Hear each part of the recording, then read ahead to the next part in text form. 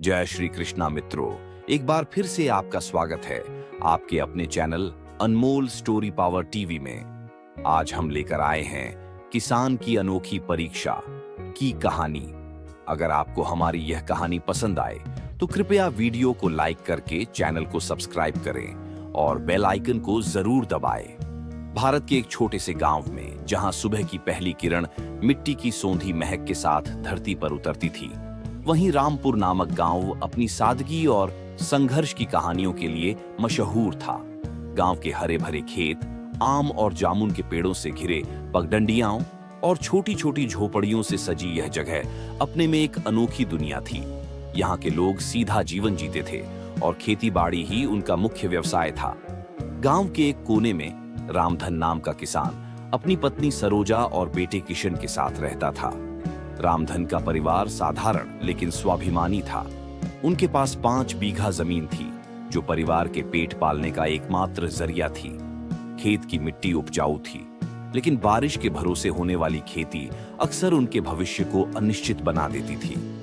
हर सुबह रामधन अपने हल और बैलों के साथ खेत की ओर निकल जाता।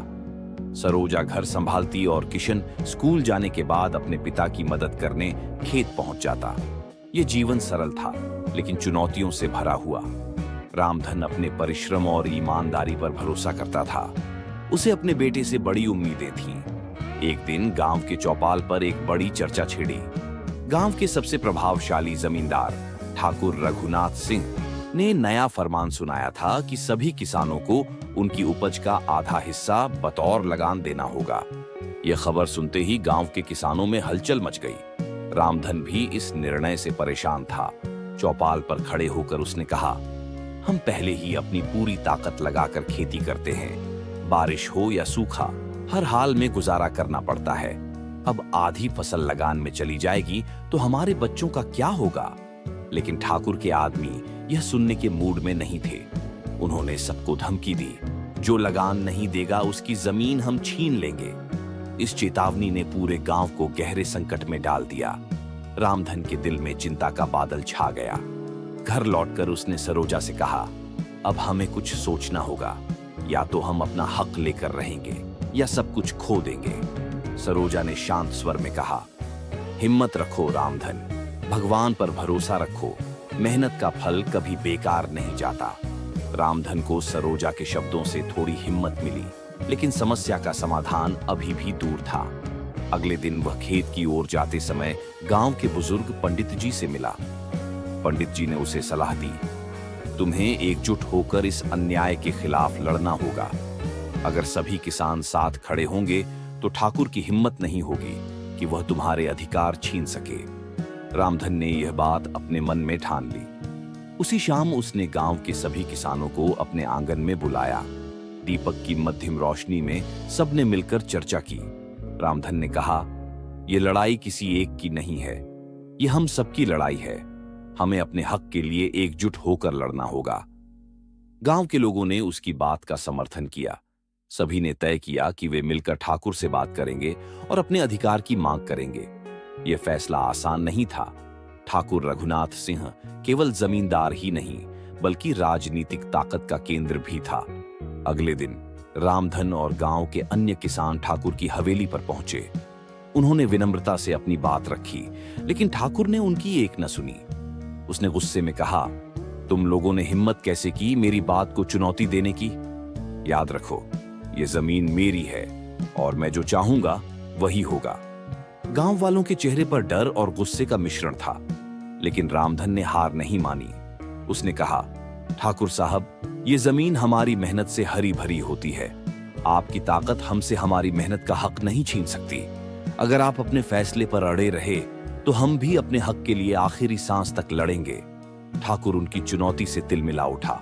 उसने अपने आदमियों को हुक्म दिया कि वे किसानों को डरा धमकाकर अपने फरमान का पालन करवाएं। लेकिन गांव के किसानों ने ठान लिया था कि वे अन्याय के आगे झुकेंगे नहीं।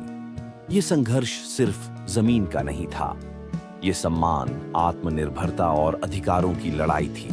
रामधन के जीवन में एक अनोखी परीक्षा शुरू हो चुकी थी। अब उसे अपने साहस और धैर्य के बल पर न केवल अपने परिवार बल्कि पूरे गांव के भविष्य की रक्षा करनी थी। ठाकुर के फरमान और उसकी धमकियों ने गांव में डर का माहौल पैदा कर दिया। रात का सन्नाटा अब भारी लगने लगा था। कुछ किसान अपने परिवार के लिए चिंतित होकर सोचने लगे कि क्या ठाकुर से भिड़ना सही होगा, लेकिन रामधन ने हार मानने का इरादा नहीं किया। रात को जब रामधन घर लौटा तो सरोजा ने उसके चेहरे की थकान और तनाव को भांप लिया। उसने खाना परोसते हुए कहा, तुम्हारी बात में दम है, लेकिन ठाकुर जैसे ताकतवर आदमी से लड़ना आसान नहीं है। अगर उसने हम पर और ज्यादा जुल्म किए तो हमारा क्या होगा? रामधन ने जवाब दिया, सरोजा, जब अन्याय सहने की आदत पड़ जाती है तो इंसान अपनी आजादी और आत्मसम्मान दोनों खो देता है। अगर आज हम चुप रहे तो कल हमारे बच्चे भी इन्हीं जंजीरों में बंधे रहेंगे। मैं यह लड़ाई केवल अपने लिए नहीं, पूरे गांव के लिए लड़ रहा हूं। सरोजा ने गहरी सांस ली। वह जानती थी कि रामधन का इरादा पक्का है। वह उसकी बातों का विरोध नहीं कर सकती थी, क्योंकि वह भी जानती थी कि अगर अन्याय के खिलाफ अब खड़े नहीं हुए तो जिंदगी और भी मुश्किल हो जाएगी। अगले दिन रामधन ने गांव के सभी किसानों को फिर से बुलाया। इस बार उसने एक नई योजना बनाई थी। उसने कहा, ठाकुर हमसे ताकत से लड़ना चाहता है, लेकिन हम अपनी एकता और हिम्मत से उसकी ताकत को हरा सकते हैं। हमें अपनी फसल का एक भी दाना उसे नहीं देना चाहिए। अगर हम सब मिलकर उसका बहिष्कार करेंगे तो वह मजबूर हो जाएगा। किसानों में एक नई ऊर्जा जाग गई। रामधन की बात सुनकर कुछ लोग सहमत हो गए, लेकिन कुछ अभी भी डरे हुए थे। रामलाल, जो गांव का सबसे बूढ़ा और समझदार व्यक्ति था, बोला, रामधन बेटा, तुम्हारी बात सही है, लेकिन यह कदम उठाने से पहले हमें यह सोचना होगा कि अगर ठाकुर ने हम पर हमला किया तो क्या हम तैयार हैं? रामधन ने गंभीरता से जवाब दिया, हमारा हथियार हमारी एकता है।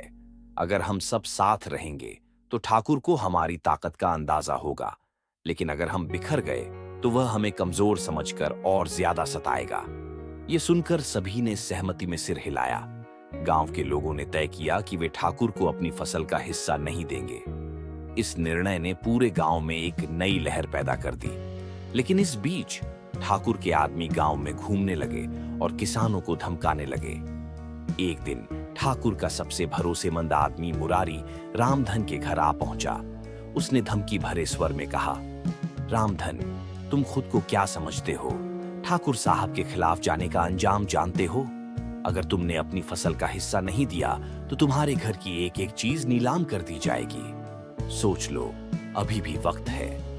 रामधन ने मुरारी की आंखों में आंखें डालकर कहा, जाकर ठाकुर साहब से कह दो कि रामधन अपने हक के लिए जान दे सकता है, लेकिन झुक नहीं सकता। मुरारी तिल मिलाकर वहां से चला गया। ये रामधन की पहली सीधी मुठभेड़ थी और उसने दिखा दिया था कि वह डटकर खड़ा रहेगा। लेकिन इस हिम्मत ने खतरा और बढ़ा दिया था। ठाकुर ने गांव में अपने गुंडों की संख्या बढ़ा दी। उसके आदमी अब किसानों के घरों में घुसकर फसल लूटने की कोशिश करने लगे। कई बार उन्होंने जानबूझकर किसानों के खेतों को नुकसान पहुंचाया, लेकिन इसके बावजूद रामधन और उसके साथियों ने हार नहीं मानी। एक रात रामधन और गांव के कुछ लोग छुपकर ठाकुर की हवेली तक गए। उन्होंने वहां की गतिविधियों पर नजर रखी और देखा कि ठाकुर के पास कई हथियार हैं। रामधन ने समझ लिया कि अब लड़ाई केवल शब्दों की नहीं, बल्कि एक बड़े संघर्ष की ओर बढ़ रही है। जब वह लौटकर गांव आया तो उसने सबको बताया, हमारी लड़ाई अब आसान नहीं रही। हमें अपनी सुरक्षा के लिए तैयारी करनी होगी। हमें हथियार तो नहीं मिल सकते, लेकिन हमें अपनी बुद्धि और एकता से लड़ाई लड़नी होगी। किसानों ने अब गांव के युवाओं को तैयार करना शुरू कर दिया। सभी ने अपनी खेती के औजारों को ही अपने हथियार बना लिया। महिलाएं भी पुरुषों का साथ देने के लिए तैयार हो गईं। गांव में संघर्ष की लहर अब और तीव्र हो चुकी थी। ठाकुर को यह अंदाजा नहीं था कि रामधन और उसके साथी इतनी जल्दी उसके सामने एक बड़ी चुनौती खड़ी कर देंगे। लेकिन रामधन जानता था कि असली परीक्षा अभी बाकी है। रात के अंधेरे में रामधन के घर पर गांव के सभी प्रमुख किसान इकट्ठा हुए। दीपक की मध्यम रोशनी में उनके चेहरों पर चिंता और उत्साह का अद्भुत मिश्रण था। रामधन ने एक गहरी सांस लेकर कहा, भाइयों, आज हमारी लड़ाई सिर्फ जमीन के टुकड़े की नहीं, बल्कि हमारे आत्मसम्मान और हमारे बच्चों के भविष्य की है। ठाकुर हमें डरा धमकाकर तोड़ने की कोशिश कर रहा है, लेकिन हमें अपनी एकता और साहस से उसका सामना करना होगा। रामधन के शब्दों में ऐसा असर था कि सभी किसान एकजुट होकर उसकी बातों पर सहमत हो गए। उन्होंने तय किया कि गांव के हर व्यक्ति को इस संघर्ष में शामिल किया जाएगा। महिलाओं और युवाओं को भी तैयार किया गया। हर परिवार ने अपने हिस्से का अनाज और कुछ पैसा गांव के संघर्ष को मजबूत करने के लिए दिया। गांव वालों ने एक रणनीति तैयार की। रामधन ने कहा, ठाकुर के आदमी हमारी फसल लूटने आते हैं तो हमें उन्हें रोकना होगा। इसके लिए हमें अपने खेतों की निगरानी करनी होगी।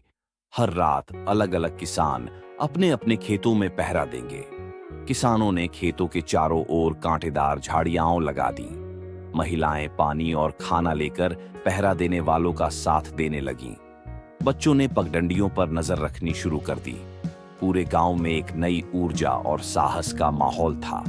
कुछ दिनों बाद ठाकुर के गुंडों ने आधी रात में गांव के एक बड़े खेत पर धावा बोला। वे सोच रहे थे कि अंधेरे में किसान डर जाएंगे और विरोध नहीं करेंगे, लेकिन उनकी योजना गलत साबित हुई। रामधन और उसके साथियों ने पहले ही उनकी गतिविधियों का अंदाजा लगा लिया था। जैसे ही गुंडों ने खेत में घुसने की कोशिश की, रामधन और अन्य किसानों ने मशालें जलाकर उन्हें घेर लिया। उनके हाथों में हल, दरांती और फावड़े थे। रामधन ने दृढ़ स्वर में कहा, हम गरीब जरूर हैं, लेकिन कायर नहीं। अगर हमारी फसल को हाथ लगाने की कोशिश की तो अंजाम बुरा होगा। गुंडे घबरा गए। वे समझ गए कि अब किसान कमजोर नहीं रहे, लेकिन वे खाली हाथ लौटने को तैयार नहीं थे। उन्होंने किसानों को धमकाते हुए कहा, तुम लोग ज्यादा मत उछलो। ठाकुर साहब को गुस्सा आया तो पूरे गांव को मिट्टी में मिला देंगे। रामधन ने उनकी धमकियों की परवाह नहीं की। उसने कहा, ठाकुर साहब से कह देना कि हमारी मेहनत की कमाई पर हाथ डालने से पहले 100 बार सोचे। ये जमीन अब केवल हमारी है। गुंडे जब लौटे तो उनकी हार ठाकुर तक पहुंच चुकी थी। ठाकुर रघुनाथ सिंह अपने गुस्से को काबू नहीं कर पाया। उसने तय किया कि अब वह गांव पर अपनी ताकत का पूरा प्रदर्शन करेगा।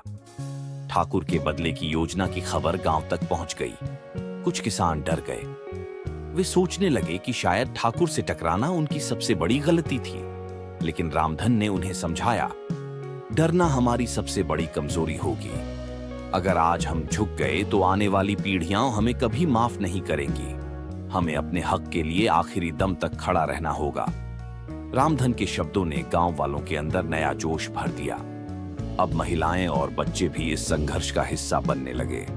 घर घर में तैयारी शुरू हो गई। महिलाएं खाने पीने का सामान इकट्ठा करने लगीं और खेतों की रक्षा के लिए योजनाएं बनाईं। एक सप्ताह बाद ठाकुर ने अपने गुंडों के साथ गांव पर हमला कर दिया। यह हमला अचानक और बहुत तेज था। गांव में अफरा तफरी मच गई, लेकिन रामधन और गांव के लोगों ने पहले से ही तैयारी कर रखी थी। गांव की हर गली में किसान खड़े थे। उनके हाथों में खेती के औजार थे, लेकिन उनके दिलों में साहस और आत्मविश्वास। ठाकुर के आदमी जब गांव में घुसे तो महिलाओं और युवाओं ने मिलकर मोर्चा संभाला। सरोजा ने गांव की महिलाओं को संगठित किया और उन्हें हिम्मत दी। ठाकुर को उम्मीद नहीं थी कि गांव के लोग इतनी बहादुरी से उसका सामना करेंगे। जैसे ही संघर्ष बढ़ा, रामधन ने अपनी सूझबूझ से गांव के सभी लोगों को संगठित किया। ठाकुर के गुंडे जल्द ही यह समझ गए कि उनकी ताकत गांव की एकता के आगे कमजोर पड़ रही है। ठाकुर ने हार मानने से इनकार कर दिया। उसने रामधन को धमकी दी, अगर तुमने मेरी बात नहीं मानी तो तुम्हारा पूरा परिवार बर्बाद कर दूंगा। लेकिन रामधन ने जवाब दिया, ठाकुर साहब, हमारी जान भले ही चली जाए, लेकिन हमारी इज्जत और मेहनत का हक छीनने की हिम्मत आप में नहीं है। यह संघर्ष केवल जमीन का नहीं था, यह गांव के आत्मसम्मान और आत्मनिर्भरता की लड़ाई बन चुकी थी।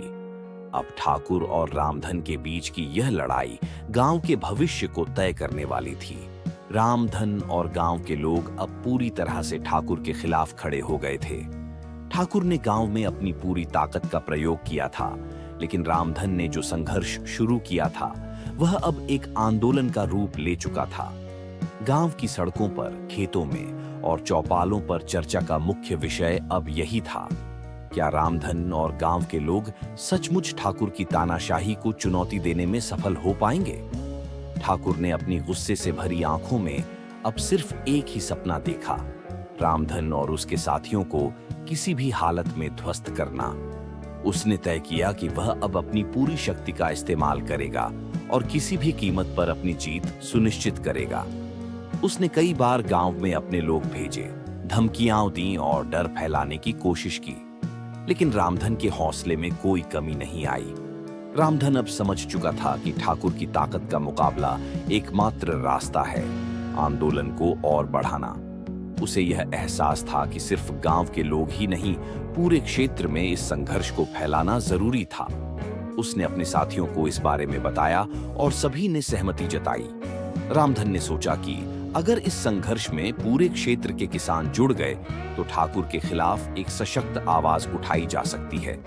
उसने अपने विश्वसनीय साथियों को आसपास के गांवों में भेजकर यह संदेश दिया कि रामपुर गांव के किसान अपने अधिकारों के लिए संघर्ष कर रहे हैं।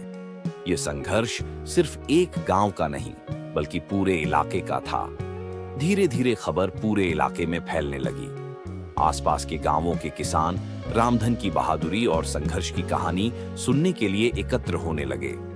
उन्होंने रामपुर गांव के किसानों से मिलकर यह ठान लिया कि वे भी इस आंदोलन का हिस्सा बनेंगे। एक दिन रामधन ने सभी किसानों को बुलाया और कहा, यह लड़ाई अब सिर्फ हमारे गांव की नहीं, यह हम सब की लड़ाई है। हमें पूरे इलाके के किसानों का समर्थन चाहिए। अगर हम सब एकजुट हो गए तो ठाकुर और उसकी ताकत के खिलाफ हम जीत सकते हैं। हमें अपना हक चाहिए और यह हक हम लड़कर ही पाएंगे। गांवों के किसान रामधन के इस आह्वान पर एकजुट हो गए। अब पूरे इलाके में किसान ठाकुर के खिलाफ अपनी आवाज उठाने के लिए तैयार थे। रामधन और उसके साथियों की ताकत बढ़ती देख ठाकुर के होश उड़ गए। उसने अब एक नई साजिश रची। उसने स्थानीय पुलिस प्रशासन से संपर्क किया और रामधन के खिलाफ झूठे आरोप लगाए। वह चाहता था कि पुलिस रामधन को गिरफ्तार कर ले ताकि किसान संघर्ष को कमजोर किया जा सके। ठाकुर ने यह शरारत करने के लिए एक दिन पुलिस के अधिकारियों को अपने हवेली में बुलाया और कहा, रामधन और उसके साथियों के खिलाफ कई आरोप हैं। ये लोग न केवल मेरी फसल को नुकसान पहुंचा रहे हैं, बल्कि गांव के माहौल को भी बिगाड़ रहे हैं। इन्हें गिरफ्तार करना जरूरी है। पुलिस अधिकारियों ने ठाकुर की बात मानी और रामधन के खिलाफ एक गिरफ्तारी वारंट जारी कर दिया। लेकिन रामधन ने जब यह सुना तो उसने बिना डर के अपनी स्थिति को मजबूत किया। उसने सोचा कि अगर अब वह डर गया तो यह संघर्ष कभी नहीं जीत पाएगा। रामधन ने यह सूचना गांव के सभी किसानों तक पहुंचाई और कहा, अगर पुलिस हमें गिरफ्तार करने आएगी तो हमें उनका सामना करना होगा।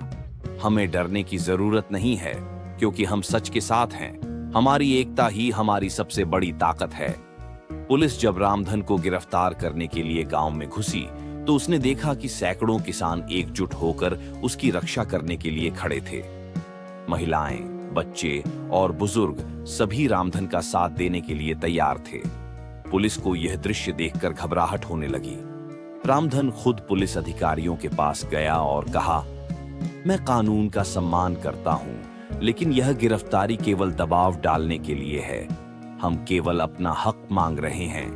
पुलिस अधिकारी कुछ पल के लिए चुप रहे, लेकिन रामधन के साहस को देखकर उन्होंने अपना फैसला बदल दिया। उन्होंने ठाकुर के आदेशों को अस्वीकार कर दिया और कहा, हम यहाँ कानून का पालन करने आए हैं, लेकिन अगर यह आंदोलन सच्चाई पर आधारित है तो हम इसमें हस्तक्षेप नहीं करेंगे। यह घटना रामधन के संघर्ष में एक बड़ा मोड़ साबित हुई। पुलिस का समर्थन न मिलने से ठाकुर की साजिश पर पानी फिर गया। गांव में किसानों का मनोबल और भी मजबूत हुआ। अब पूरे इलाके के लोग रामधन की ताकत और एकता के प्रभाव को महसूस करने लगे थे। ठाकुर को समझ में आ गया था कि उसने जो रास्ता चुना था वह गलत था। उसकी तानाशाही और जुल्म अब उसे खुद के खिलाफ पड़ रहे थे। उसने पहले ही काफी समय बर्बाद कर दिया था और अब किसान उसे बुरी तरह घेर चुके थे। उसकी गुस्से की लहर अब थम चुकी थी। रामधन ने अपनी पूरी ताकत और समझदारी से गांव के किसानों के अधिकार को बचाया। उसने यह साबित कर दिया कि सच्चाई और एकता के सामने ताकतवर से ताकतवर आदमी भी हार सकता है। ठाकुर के अंततः हार मानने के बाद रामधन और उसके साथियों ने महसूस किया कि यह संघर्ष केवल उनकी जीत नहीं थी, बल्कि एक नया अध्याय था। यह एक ऐसे आंदोलन की शुरुआत थी जिसने न केवल गांव के किसानों का आत्मविश्वास बढ़ाया, बल्कि आसपास के इलाकों के किसानों को भी साहस दिया। रामधन को अब यह समझ में आ गया था कि उनका संघर्ष केवल अपने हक के लिए नहीं था, बल्कि समाज में समानता और न्याय की नींव रखने के लिए था। गांव में अब एक नई हवा चलने लगी थी। पहले जहां किसानों को अपनी जमीन और मेहनत का अधिकार छीनने का डर रहता था, अब वे खुद को अधिकारों से लैस महसूस करने लगे थे। रामधन ने गांव की सभा में सबको एकजुट किया और कहा, हमने आज यह साबित कर दिया कि अगर हम एकजुट होकर खड़े होते हैं तो कोई भी ताकत हमें हमारी मेहनत और हक से वंचित नहीं कर सकती। यह हमारी जीत नहीं, बल्कि हमारे बच्चों के भविष्य की जीत है। रामधन के शब्दों ने सभी को सोचने पर मजबूर कर दिया। किसानों ने तय किया कि वे सिर्फ अपने हक के लिए नहीं, बल्कि आने वाली पीढ़ियों के लिए भी संघर्ष करेंगे। अब हर किसान समझ चुका था कि एकता में ही शक्ति है, और अगर किसी ने किसी का हक मारने की कोशिश की तो उन्हें इसका पुरजोर विरोध करना होगा। हालांकि ठाकुर ने अपनी हार मानी, लेकिन वह अंदर से बुरी तरह टूट चुका था। उसके अंदर का घमंड और तानाशाही अब ढह चुके थे। उसने सोचा था कि उसका धन और शक्ति ही सबसे बड़ा हथियार है, लेकिन रामधन और गांव के किसानों ने उसे यह सिखा दिया कि कभी-कभी सच्चाई और साहस से बड़ी कोई ताकत नहीं होती। ठाकुर को अब यह एहसास हुआ कि उसने जितनी गलतियां की थीं, उनका खामियाजा उसे ही भुगतना पड़ा। उसके गुंडों और अधीनस्थों ने भी अब उसका साथ छोड़ दिया था। गांव में जिस तरह से किसान एकजुट हो गए थे, वह अब उसे अकेला महसूस करवा रहा था। उसकी स्थिति अब कमजोर हो चुकी थी। एक दिन ठाकुर ने रामधन को बुलाकर कहा, मैं मानता हूं कि मैंने गलत किया, लेकिन अब मेरी स्थिति बहुत कमजोर हो चुकी है। मैं तुम्हारे सामने झुकता हूं और वादा करता हूं कि अब से तुम्हारे गांव के खिलाफ कोई कदम नहीं उठाऊंगा। रामधन ने उसे समझाया, आपको यह समझने की जरूरत है कि जब तक एक आदमी दूसरों पर अपनी ताकत दिखाने की कोशिश करता है, वह कभी सच्ची सफलता नहीं पा सकता। हम सबका हक बराबरी से है और यही बात हमें याद रखनी चाहिए। रामधन ने अपने गांव के लिए केवल एक संघर्ष नहीं जीता था, बल्कि उसने समाज के लिए एक उदाहरण पेश किया था। उसकी यह लड़ाई अब एक प्रेरणा बन चुकी थी। गांव के लोग अपनी मेहनत, ईमानदारी और एकता में विश्वास करने लगे थे। सभी ने मिलकर गांव के विकास के लिए योजनाएं बनाई। किसानों ने मिलकर सामूहिक रूप से अपने खेतों का विस्तार किया और अपनी फसलों को सहेजने के नए तरीके अपनाए। महिलाएं भी अब कृषि कार्यों में पुरुषों के साथ कंधे से कंधा मिलाकर काम करने लगीं। रामधन ने यह महसूस किया कि समाज को और आगे बढ़ाने के लिए शिक्षा की आवश्यकता थी। उसने गांव में एक स्कूल की स्थापना करने का फैसला किया। उसकी यह सोच थी कि अगर आने वाली पीढ़ियां शिक्षा के द्वारा सशक्त होंगी तो वे किसी भी चुनौती का सामना कर सकेंगी। गांव में बच्चों के लिए एक छोटा सा स्कूल खोला गया, जहां रामधन और कुछ अन्य गांव वाले बच्चों को पढ़ाने के लिए तैयार हुए। धीरे धीरे यह स्कूल न केवल गांव के बच्चों के लिए, बल्कि आसपास के अन्य गांवों के बच्चों के लिए भी एक प्रेरणा बन गया। रामधन की पत्नी सरोजा भी इस बदलाव में एक महत्वपूर्ण भूमिका निभा रही थी। उसने घर की जिम्मेदारियों को निभाते हुए महिलाओं को जागरूक किया। सरोजा ने हमेशा अपने पति को समर्थन दिया था और अब वह गांव की महिलाओं को सशक्त बनाने के लिए विभिन्न योजनाओं पर काम कर रही थी। वह महिलाओं को कृषि कार्यों में मदद करने के लिए प्रशिक्षित कर रही थी, ताकि वे भी आत्मनिर्भर बन सकें। गांव में सरोजा का सम्मान बढ़ चुका था। वह अब केवल रामधन की पत्नी नहीं, बल्कि गांव की प्रेरणा स्रोत महिला बन चुकी थी। गांव अब एक नए अध्याय में प्रवेश कर चुका था। किसानों के पास अब केवल जमीन ही नहीं, बल्कि आत्मविश्वास और सशक्तिकरण भी था। वे अपने हक के लिए लड़ सकते थे और अपने भविष्य को संवार सकते थे। रामधन ने यह दिखाया कि अगर संघर्ष सही उद्देश्य के लिए हो तो उसमें सफलता मिलना तय है। गांव में अब हर कोई जानता था कि मेहनत और एकता से कोई भी मुश्किल हल हो सकती है।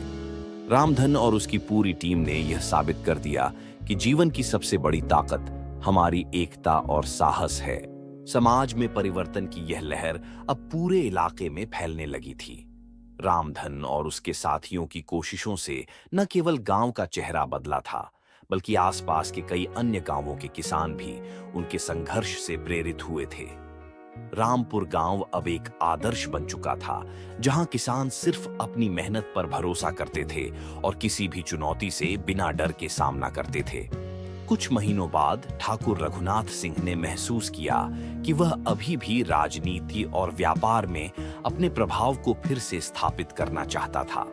उसने सोचा कि अगर वह अब रामपुर के किसानों से अपने रिश्ते सुधार सके, तो शायद वह अपनी खोई हुई ताकत को वापस पा सकेगा। उसने कई बार कोशिश की, लेकिन रामधन ने कभी भी उसे पूरी तरह से स्वीकार नहीं किया। रामधन का मानना था कि ठाकुर की तानाशाही और उसकी सोच में कोई बदलाव नहीं आया है। उसने कहा, हम उसे माफ कर सकते हैं, लेकिन हम कभी भी उसकी शर्तों पर नहीं चलेंगे। वह हमारी कमजोरी को जानकर फिर से हमें दबाना चाहता है। हम एक नए रास्ते पर चल पड़े हैं और उस रास्ते में उसका कोई स्थान नहीं है। रामधन और ठाकुर के बीच यह स्थिति कई महीनों तक चलती रही। ठाकुर ने कई बार कोशिश की, लेकिन रामधन ने उसे समझाया कि गांव अब उसके विश्वास और एकता के रास्ते पर चलने को तैयार है। उसके मन में कोई भी डर और संकोच नहीं था। रामधन का संघर्ष अब केवल गांव तक सीमित नहीं था, वह अन्य क्षेत्रों के किसानों को भी प्रेरित करने लगा था। वह अपने अनुभवों को साझा करने और किसानों को एकजुट करने के लिए इलाकों में विभिन्न आयोजनों में जाने लगा। रामधन का संदेश सरल था, हमारा हक हमारी मेहनत से है और हमें इसे कभी किसी से नहीं छीनने देना चाहिए। इस प्रकार रामधन ने न केवल रामपुर गांव, बल्कि आसपास के इलाकों के किसानों को भी अपने अधिकारों के लिए लड़ने का आत्मविश्वास दिया। उसकी निडरता और साहस ने हर किसान को यह समझाया कि अगर वे एकजुट होकर खड़े हो जाते हैं, तो कोई भी सत्ता उनके अधिकारों का हरण नहीं कर सकती। रामधन के साथ साथ उसकी पत्नी सरोजा का भी इस संघर्ष में अहम योगदान था। सरोजा ने किसानों के परिवारों को यह सिखाया कि जब महिलाएं भी समाज में सक्रिय भूमिका निभाती हैं, तो परिवर्तन और ज्यादा प्रभावशाली होता है। उसने न केवल कृषि कार्यों में महिलाएं को भागीदार बनाया, बल्कि उन्हें शिक्षा, स्वास्थ्य और समाज के अन्य क्षेत्रों में भी सक्रिय रूप से काम करने के लिए प्रेरित किया। सरोजा ने घर घर जाकर महिलाओं को उनके अधिकारों के बारे में जागरूक किया। उसने यह सुनिश्चित किया कि कोई भी महिला अब अपने हक से वंचित न रहे। वह महिलाओं के लिए कौशल प्रशिक्षण कार्यक्रम भी चलाती थी, ताकि वे आत्मनिर्भर बन सकें। गांव की महिलाएं अब खुद को पहले से कहीं ज्यादा सशक्त और सुरक्षित महसूस करने लगी थीं। रामधन ने अपने गांव में शिक्षा का महत्व समझाया था। उसने गांव में एक सरकारी स्कूल के साथ मिलकर बच्चों के लिए एक नया पाठ्यक्रम शुरू किया, जिसमें न केवल पढ़ाई लिखाई की जाती थी, बल्कि बच्चों को आत्मनिर्भर बनने के लिए कृषि के आधुनिक तरीकों की भी जानकारी दी जाती थी। रामधन का मानना था कि अगर बच्चों को शुरू से ही सही शिक्षा मिले, तो वे आने वाले समय में और भी बेहतर तरीके से समाज की सेवा कर सकेंगे। गांव के स्कूल में अब बच्चों को न केवल सामान्य शिक्षा मिलती थी, बल्कि उन्हें किसानों के संघर्ष और उनके अधिकारों के बारे में भी पढ़ाया जाता था। रामधन के संघर्ष ने न केवल गांव के किसानों को एकजुट किया था, बल्कि पूरे इलाके में यह संदेश फैल गया था कि अब किसान अपने हक के लिए खड़े होने में सक्षम हैं।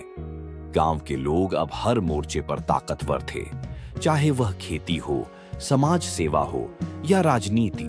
गांव में लोग अब न केवल खेती के नए तरीके सीख रहे थे, बल्कि अपने स्वास्थ्य, शिक्षा और समाज की बेहतरी के लिए भी काम कर रहे थे। रामधन की सोच ने यह साबित कर दिया था कि अगर इंसान अपनी मेहनत, ईमानदारी और एकता में विश्वास रखता है, तो वह किसी भी मुश्किल को पार कर सकता है। एक दिन गांव में एक बड़ी सभा आयोजित की गई, जिसमें रामधन ने अपनी बात रखी। उसने कहा, हमने यह संघर्ष अपने हक के लिए नहीं, बल्कि हमारी आने वाली पीढ़ियों के लिए किया है। हम चाहते हैं कि हमारे बच्चे भी उसी रास्ते पर चलें, जो रास्ता हमें अपने संघर्ष से मिला है। हमें केवल अपनी मेहनत पर विश्वास करना चाहिए और कभी किसी से डरना नहीं चाहिए।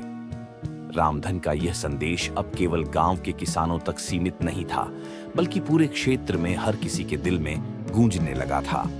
उसकी कड़ी मेहनत, साहस और एकता ने यह साबित कर दिया था कि सचमुच किसी भी तानाशाही का मुकाबला एकजुट समाज ही कर सकता है। रामधन का संघर्ष अब पूरी तरह से क्षेत्र के लिए एक प्रेरणा बन चुका था। उसके द्वारा किए गए प्रयासों ने न केवल रामपुर गांव को बल्कि आसपास के सभी गांवों को एक नई दिशा दी थी। लोग अब एकजुट हो गए थे और एक नई सोच के साथ अपने जीवन को बेहतर बनाने के लिए काम कर रहे थे। रामधन की बढ़ती लोकप्रियता ने उसे गांव के राजनीतिक परिदृश्य में भी एक महत्वपूर्ण स्थान दिलवाया। एक दिन गांव के बुजुर्गों ने उसे पंचायत चुनाव के लिए उम्मीदवार बनाने का प्रस्ताव रखा। यह प्रस्ताव सुनकर रामधन थोड़ी देर के लिए चुप हो गया। उसने सोचा कि यह जिम्मेदारी वह किस तरह से निभा पाएगा, लेकिन फिर उसने फैसला किया कि अगर वह गांव में सचमुच बदलाव लाना चाहता है तो राजनीति में प्रवेश करना जरूरी है। उसने कहा, हमारे गांव में बदलाव लाने के लिए हमें राजनीतिक ताकत की जरूरत है। यदि मैं पंचायत का सदस्य बनता हूं तो मैं गांव की हर समस्या का समाधान करने के लिए तत्पर रहूंगा। रामधन ने अपनी कड़ी मेहनत और ईमानदारी से पंचायत चुनाव में प्रचार करना शुरू किया। उसने गांव के हर कोने में जाकर लोगों से मिलकर उन्हें यह समझाया कि पंचायत का चुनाव सिर्फ एक अधिकार नहीं है बल्कि एक जिम्मेदारी भी है। रामधन की पत्नी सरोजा ने चुनाव प्रचार में अपना पूरा सहयोग दिया। वह गांव की महिलाओं को यह समझाने में लगी हुई थी कि वे सिर्फ घर की चौखट तक सीमित न रहे, बल्कि समाज के हर पहलू में उनकी भूमिका होनी चाहिए। सरोजा ने महिलाओं को पंचायत चुनाव में वोट देने के लिए प्रेरित किया और यह बताया कि यदि महिलाएं अपने अधिकारों का सही तरीके से उपयोग करें तो वे समाज में बड़े बदलाव ला सकती हैं। इसके साथ ही सरोजा ने महिलाओं के लिए एक स्वयं सहायता समूह भी शुरू किया था, जहां वे छोटे छोटे व्यवसायों की शुरुआत कर सकती थीं और आत्मनिर्भर बन सकती थीं। उसकी मेहनत का फल यह हुआ कि पंचायत चुनाव में रामधन को महिलाओं का अपार समर्थन मिला। रामधन की जीत निश्चित रूप से एक बड़ी उपलब्धि थी, लेकिन यह जीत गांव के विकास के एक नए अध्याय की शुरुआत थी। उसने पंचायत सदस्य बनते ही कई सुधार योजनाओं पर काम शुरू किया। रामधन का पहला कदम गांव में शिक्षा का स्तर सुधारने के लिए था। उसने स्कूलों में शिक्षा की गुणवत्ता बढ़ाने के लिए एक विशेष टीम बनाई। नई पाठ्य पुस्तकों की व्यवस्था की गई और बच्चों को कृषि, जल प्रबंधन और व्यावसायिक कौशल जैसे विषयों में भी प्रशिक्षण दिया गया। गांव में हर घर में स्वच्छता अभियान चलाया गया और पेयजल की व्यवस्था को सुधारा गया। रामधन ने यह सुनिश्चित किया कि गांव में कोई भी बच्चा भूखा न रहे, इसलिए उसने एक खाद्य बैंक स्थापित किया और गरीब परिवारों को मुफ्त में राशन वितरित करने का अभियान शुरू किया। रामधन ने किसानों के लिए एक कल्याण योजना बनाई, जिसमें मुफ्त कृषि प्रशिक्षण, नए बीज और उर्वरकों का वितरण शामिल था। उसने यह सुनिश्चित किया कि किसानों को उचित मूल्य पर अपनी उपज बेचने का मौका मिले और उन्हें बिचौलियों से छुटकारा मिले। रामधन के द्वारा की गई यह पहलें बहुत जल्दी परिणाम दिखाने लगी। गांव के किसान अब खुशहाल थे और उनकी उपज भी दोगुनी हो गई थी। साथ ही वह अब अपने अधिकारों के बारे में और भी जागरूक हो गए थे। रामधन ने यह साबित किया कि राजनीति का सही मायने में इस्तेमाल कैसे किया जा सकता है। वह सिर्फ अपनी पार्टी या स्वयं के लाभ के लिए नहीं, बल्कि गांव और समाज के व्यापक कल्याण के लिए काम कर रहा था। उसकी ईमानदारी और उसकी नीयत ने गांव के लोगों का भरोसा जीता था। रामधन की सफलता ने उसके भीतर और भी नए सपने और लक्ष्य पैदा किए थे। उसने अब केवल गांव ही नहीं, बल्कि पूरे क्षेत्र में किसानों के लिए एक मजबूत संगठन बनाने की योजना बनाई। उसका उद्देश्य था कि सभी किसानों को एकजुट करके उनकी समस्याओं का समाधान किया जाए। रामधन और सरोजा का यह सपना अब केवल एक गांव की कल्पना नहीं, बल्कि पूरे क्षेत्र के किसानों के लिए एक आंदोलन का रूप लेने लगा था। वह जानते थे कि एकता में ही ताकत है और अगर सभी एकजुट हो जाएं, तो वे हर समस्या का समाधान निकाल सकते हैं। रामधन के संघर्ष ने अब एक नई दिशा ले ली थी। वह केवल किसानों का नेता नहीं, बल्कि एक सामाजिक परिवर्तन कर्मी बन चुका था। उसकी आवाज अब न केवल खेतों में काम करने वाले किसानों तक, बल्कि शहरों के नागरिकों और सरकार तक भी पहुंच चुकी थी। रामधन का उद्देश्य अब सिर्फ खेती के सुधार तक सीमित नहीं था, बल्कि वह एक समग्र समाज की रचना के लिए काम कर रहा था, जिसमें हर व्यक्ति को समान अवसर मिले और हर किसी को अपनी मेहनत का सही फल मिले। रामधन की बढ़ती पहचान और आंदोलन के प्रभाव को देख राजनीति के कई बड़े नेता उसके पास आने लगे थे। वे जानते थे कि रामधन अब केवल एक साधारण किसान नहीं, बल्कि एक प्रभावशाली नेता बन चुका था, जिसकी आवाज लाखों किसानों की आवाज बन चुकी थी। रामधन ने राजनीति में कदम रखने का फैसला लिया, लेकिन उसके मन में एक साफ सोच थी। वह राजनीति में अपने उद्देश्य को पूरा करने के लिए शामिल हो रहा था, न कि सत्ता के लालच में। वह चाहता था कि जो भी सरकार बने, वह किसानों के अधिकारों के लिए काम करे और समाज में समानता और विकास की दिशा में कदम बढ़ाए। इस उद्देश्य को लेकर रामधन ने अपनी पार्टी बनाई और उसका नाम रखा किसान सशक्तिकरण पार्टी। पार्टी का मुख्य उद्देश्य किसानों के अधिकारों की रक्षा करना और उनके सामाजिक, आर्थिक और राजनीतिक स्थिति में सुधार करना था। रामधन ने चुनावी रैलियां शुरू की, जहां वह किसानों के मुद्दों को उठाते थे और उन्हें यह बताते थे कि अगर वे उसे चुने तो वह सिर्फ उनके खेतों की रक्षा नहीं करेगा, बल्कि उनका समग्र विकास भी करेगा। रामधन का राजनीतिक सफर शुरू हुआ, लेकिन इस दौरान उसे कई चुनौतियों का सामना करना पड़ा। राज्य के बड़े नेता और सत्ता में बैठे लोग उसकी बढ़ती ताकत से चिंतित थे। कई बार रामधन के खिलाफ अफवाहें फैलाने की कोशिश की गई, लेकिन उसकी सत्यनिष्ठा और संघर्ष ने उसे हमेशा सही रास्ते पर रखा।